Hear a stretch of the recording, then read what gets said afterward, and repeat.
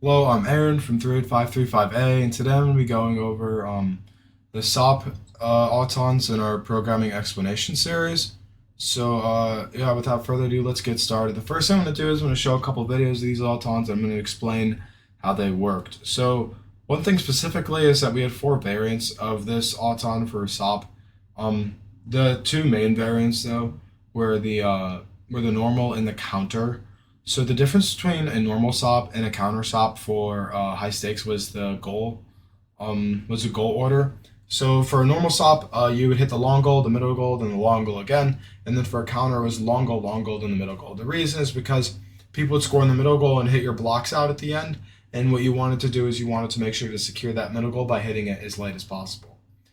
Um, yeah, and then the other variants were just the push variants of those specific autons where we would have the person not move at all, or if they were able to move like an inch or so, we would run the normal variant. So yeah, without further ado, let's watch some videos on the SOP. Um, I think the first one we're gonna go over is this is a video from when we were using traction wheels, but it's relatively the same.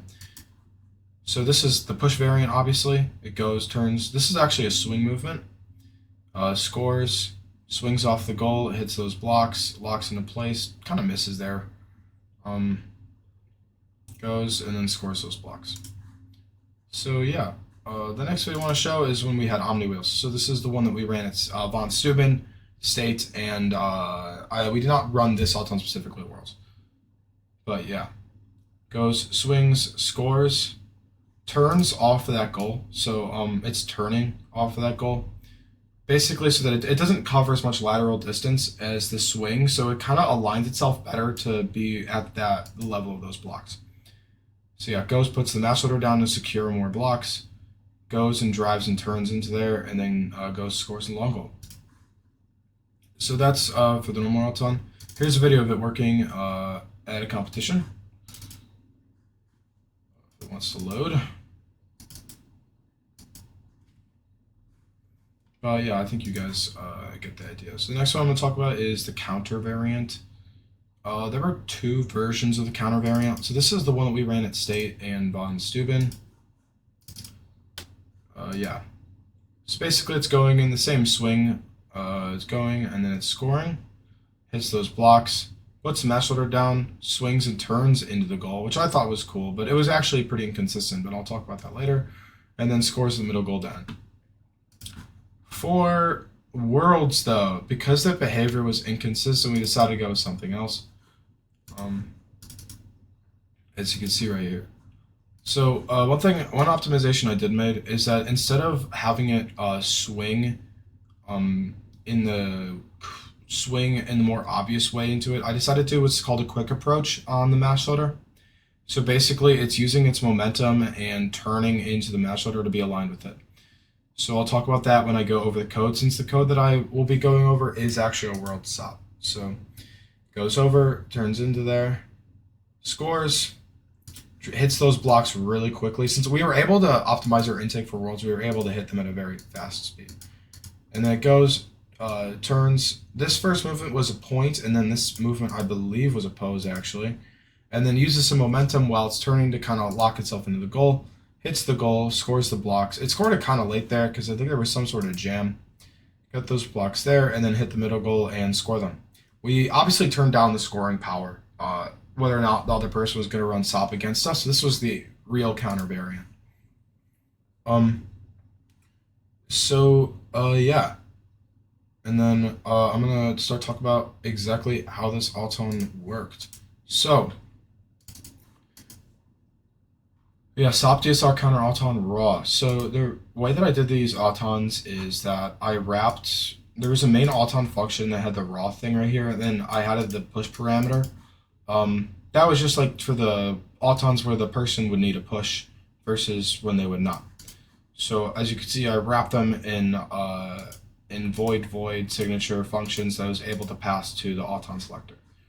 And then this was a specialty auton that I made for when people needed me to move 2 inches and they would have their SOP run. We use this at Worlds with 4610 Z, or 4610Z, when I think we I think that's their team name. We also teamed with them for eliminations at Worlds. But I'm going to be going over the counter auton first because that was the one that I just showed. So, yeah, so basically what it's doing is it's using this modular quick approach where, well, actually, sorry. The first thing it's doing is that if the push is enabled, it's going to go to the push point before it does its quick approach. So that's basically just pushing the other person if there's anything there to start. What that push looks like is that if I pull up the reveal video that we filmed, as you can kind of see, this is our team 38535X, and it's just showing the push variant where it's kind of just like pushing into them. This auton specifically has a turn and stop. That was just because it was an earlier version, and we weren't fully done with the autons when we filmed this video. So, going into exactly how this auton worked, the first thing it's going to do is going to set the full power, then index, quick approach. So quick approach was part of the modular auton design they used. Quick approach right was used by a lot of different autons actually, which is why I made a modular command. So the first thing it does is it sets its own position struct. Since I wanted to kind of just do it in here, it didn't really need to be global because it was only really used by this thing specifically. And one thing I did for this function specifically is that I would get the current X position of the robots that it would make the move to point very, very linear, and it wouldn't try to turn at any point since it was using its currently active X location. And that made the quick approach more consistent since it would slow it down if it's also trying to move in the X direction and the Y direction at the same time versus the Y direction only. So keeping it in that singular axis made the speed more consistent. So next thing I did is I would have it move to a point with a certain min speed and early exit range. I think one thing I did touch on this earlier is that if I were to do this again, I would also set a max speed within relatively the same domain. So the speed is really, really consistent when you're going to that approach. Since all you're relying on is momentum and wheel scrub, what matters the most is the consistency of the velocity in that movement. And that might be really good if you're using a velocity PID controller and you could have a cutoff at a certain distance. That would obviously be optimal, but I did not implement that with this robot specifically. So I wasn't able to do something like that. But I think if I were to do this again, I would also implement a max speed. The next thing it does, it sets the match loader and then turns into the heading that it needs to do to hit the match loader. So what that kind of looks like is, if I pull this up again, it's going to where it should, and then it's turning. So as it starts turning, obviously it has momentum, as you can see right here. It's kind of moving a little bit, and then it's in position. And since our match loader was larger, it was able to accommodate for slight errors based on the velocity that the robot was at.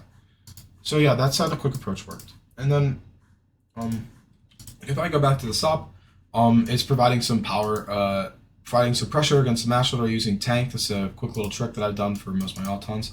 And then it's resetting its location. So the reason that it resets its location after this initial swing is because our horizontal odon pod wasn't perfect. So when this would happen, sometimes our location would be off. So what we wanted to do is we wanted to reset after that movement to make sure that our consistency was good going into the rest of the auton, since it wasn't able to reset after that goal and it had a lot of movement to do. So yeah, and then it moves the points on the long goal. That's a pretty general movement. Nothing really goes special about that. Providing some pressure against the goal using the tank command again so it doesn't bounce off of it. One issue with this is due to the low early exit range, it would sometimes turn into the right position prematurely after hitting the goal instead of just like hitting it head on. I know this isn't visible in this clip specifically, but if it wasn't perfectly head on, what would end up happening is that the move to point would cause it would not be at the right position, and the angular PID would take over as it moved to point, got closer and closer to the target, and it would kind of jerk itself into a weird position that I didn't like. I actually was debating making a custom version of move to point since I hated that behavior so much, but I never got the time to fully implement that. Next thing it does is it toggles its match order and then it's turning. So I'm using turn to point here so that I could change the block like negative positive location. So like that would kind of look like right here on path.jr.io. So I could change this and it would always turn to it, and I didn't have to change the heading every single time. That's why I did that. I set a bit of a min speed, especially when you're turning off of the goal. You need min speed since the PID controller doesn't know how to react to the resistance, so you have to add some min speed. And then early exit range so that it kind of just doesn't overshoot itself and try to hit the correct location at the time become jerky. So it looks like I was actually wrong. It's using a move to pose. Oh, and then I was also wrong about negative positive. So negative positive would actually bring it up here. So it looks like it was aligning to the blocks up here, not actually the blocks down here, which is pretty cool. Yeah, and then the move to pose. So this specifically, I've talked about this before. Since it's a relatively straight movement, and I wanted it to be blocky. As you can see, it looks like a move to point then a turn, but it's actually not, because what it's doing here is it's driving, hitting those blocks, making that curve, and then locking into position. That's not explicit. That's actually the move to pose angular controller taking over as it finishes that movement. And the way that I was able to accomplish that behavior was by setting the horizontal drift parameter really high. As I mentioned before, the horizontal drift parameter is representative to how blocky your auto movement is. And setting that high is going to make it kind of like click into place more, as it's designed to accommodate for omni wheels when you're using move to point. That's the main purpose of it, but you can actually use it in this way to make it kind of click into place at the end. And then a small lead parameter, since I didn't want the curve for it to take to be aggressive and I want it to be really shallow, otherwise it would have a tendency to hit the low goal or the mid goal of the middle goals right here. And then a slight min speed and early exit range so that it could be motion chained. The next thing it's doing is it's moving to the long goal priming position. So the reason it's called prime is because it's not actually the long goal. As you can see, the turn takes over right here. So what's going on is it's turning before it hits the goal. It's giving itself momentum, turning into it, and then it should be in relatively the same place.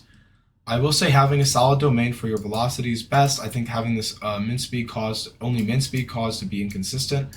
I did like the early exit range so that it could accommodate for slight issues and make the movement more consistent though. And then it turns while it's moving.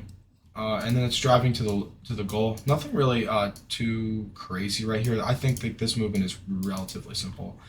And then I'm telling it to basically just score by saying voltages to the motors.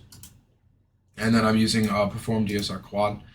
I could have used perform DSR here, but I decided to use quad, basically telling it its current quadrant because it would be consistent and use the right sensors. So the reason I'm doing that is because with all this movement, there's a chance the odometry didn't track correctly, and I would notice that over time there would be instances where basically there would be a little bit of drift, and so I added that DSR movement in right there because I wanted to correct that drift before I started the goal approach and the match loader approach. So yeah, and then it would go and hit the match loader, right? Pretty simple. The high early exit range is because you can actually see it in this video specifically. The move to point, as I've said a lot so far, there was an issue where it would try to lock into the correct place by spamming the angular controller, and that behavior, I really hated it. So I'd set a really high early exit range to avoid that behavior before that turn took over. As you can kind of see right here. It's starting it, but it cancels out with that early exit range, and it kind of just slams into it. So yeah. And then the next part, I believe, oh yeah, it was a move to pose, as I said. So it hits the match loader, it then performs DSR, so basically resetting its location with its sensors, and it's moving to pose a middle goal. So very little lead, high min speed, decently high early exit range. The reason there's high early exit range is that it could kind of smash into the goal. Our robot was able to tolerate high speeds hitting the goal, as you can see right here. I call them penetration blockers, or whatever other stupid name you could come up with that, as you can imagine. But basically, it had a high min speed and a very low lead. The high min speed was so that it made the movement fast, and the low lead is so that it didn't take an egregious angle, since having a lower lead I found to be more consistent on Omni wheels. So as you can kind of see right here, it kind of turns and then drives. Then that's the default behavior of move to pose on Omni wheels. If you set a default horizontal drift, a default high level of horizontal drift in the constructor of your chassis class. There we go. So yeah, that's what I did there. And then the movement's asynchronous. Same reason as the split one, so that I can move the blocks down so that when the second it hit that goal, it was prepared and ready to start scoring. As you can kind of see here, it's moving the blocks back, It hits it and it's immediately starting scoring. It's not waiting for the blocks to be moved down and then out. So that was just slight optimization that I made. And then it's braking the motors on the goal itself. So yeah. The next one all I can talk about is the normal one. So this is the SAWP variant that didn't hit the middle goal. The only video I have it for is the older video, of course, for some reason. So I guess we could talk about that one. Yeah, this is like refusing to load, but right here. So imagine the quick approach. I think the quick approach is implemented for this one. Yeah. So imagine the quick approach stays, and it's essentially the same thing as the other one, except it stops here. It stops at that other block. Yeah. So it's the same exact behavior. Basically it's going and then it's turning to the point of the middle goal. I liked using turn to point here rather than turn to heading because turn to point's more consistent based on where you are, and there would be some variance due to the high early exit ranges that I would set. So having a turn to point I found to be more consistent. And then I would have it move to post in the middle goal. The reason it's not a move to point is because sometimes it would mess up the theta, and I want it to kind of click into place. As you can kind of see, it hits it really well there. But if I actually go and I look at like the traction wheel video, it doesn't hit it correctly. So that would happen sometimes before too. And having to move to pose, it wouldn't do this behavior completely with the Omnis, but as you can kind of see, it's going to hit it in the right position and then lock into place. I think the coordinate was messed up in this video specifically, so that's why it was kind of off. But whatever. And then it's with a low lead, so it doesn't take an egregious curve. Yeah. And then it's also it's set to asynchronous true so that I can move the things back while it's approaching. And then it's basically scoring. And then it's going here. It's going to basically go to the match loader and then turn. The reason that this isn't actually a momentum movement. So what I mean by that is it's not using its momentum to carry it into the goal. The reason I did that is because I found it to be relatively inconsistent, or at least when I made the that auton, I couldn't get it consistent, so I had to kind of just stop and then turn. I don't like that behavior since it's slow, but it's what I had to do. And then it's resetting its location, and then the same thing driving to the long goal with some tank power to keep it against the long goal as it finishes the auton. I actually think I have a video of this. It's in the reveal video that we filmed because I had not developed the counter one yet. And it's, I think, the first shot, actually, or one of the first. Yeah, as you can kind of see right here, it's going, getting those blocks. It sets the match loader down, so it gets those blocks. The coordinate was off here, so it didn't hit all of them. We weren't supposed to put that clip in the video, but we did. But whatever. Yeah, so as you kind of see, it hits those. It goes there, stops, turns, gets those blocks, drives a long goal. Oh, that actually shows some of the behavior of the move to point. As you can see, it's not going to hit it straight on. So before it goes, it takes an egregious turn. Instead of turning at the start, I would like the turns to care more at the start with move to point. I think that was one of the major issues, is it would really ignore where it was until the last second, and that caused really poor behavior on its part instead of trying to plan it and get its trajectory done well. I think there was definitely a way to make that movement better than the way that it was currently implemented. But I didn't have time to make my own variant. If someone wants to, they probably can, but I don't think I will be making it. So yeah, I think that's kind of it for the SAWP, and yeah, we only had 2 functions, but 4 variants, mostly just because of the push. Yeah, and then that's where it kept all the coordinates, and yeah, that's kind of how our SAWP worked. So yeah, let's see if there's anything I missed. I don't really think so. Oh, one thing is specific. The counter auton that we ran at state. So that's what this older bot here. As you can see, this movement right here. So this kind of turn and then swing was really inconsistent. So making that I don't think it ever hit in comp, which is embarrassing, but whatever. And then yeah, it just really wasn't that consistent, so I don't know why I did that, but it was a learning moment. But I think it looked cool, so I guess that's all that really matters. Yeah, so yeah, that's the explanation of our SAWP. So actually no, one last thing. For block rush angular movements, I did want to touch on that. As I said before, that angular movement was kind of inconsistent, but we were able to make it work in its own auton. As you can see right here, this is our 4 block. So instead of getting those blocks turning and then holding itself against the goal to kind of align it, we're kind of using these like all these angular movements chained together to get it into position. Like this is a swing movement. It's using its momentum to carry it and then push itself against the goal. I think this movement was actually really cool, and I really liked it, but it wasn't awfully consistent. So I don't think I ended up using this. Also because it wasn't that viable. If you're only trying to get control of the long goal, you're probably going to want to get control of something else at the same time. And then I'll go over how that worked really quickly. Try not to make this video too long, but I did think that this was pretty cool. I think it's called left fast or fast fast fast. Obviously my naming is really descriptive. But yeah, here we go.